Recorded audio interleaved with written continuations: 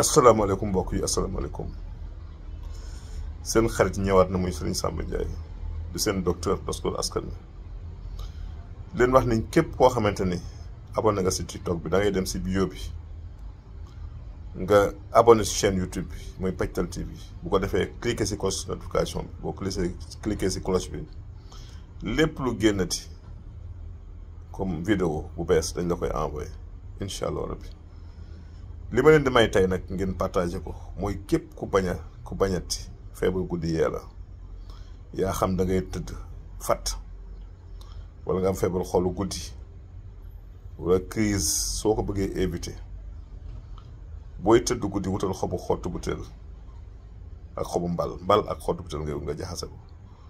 soo tibbee benn nga bu loxo nga tàngal ndox bam baax nga sotti ko si bàyyi mu sedd nga naan boo ko def booy tëdd da nga yeewu si jàmm incha allah rabbi benn feebaru guddi du la daaneel partagé leen lii jërëjëf.